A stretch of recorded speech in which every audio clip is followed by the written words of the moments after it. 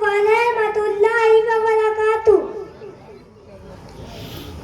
एक दिन में 5 वक्त की नमाज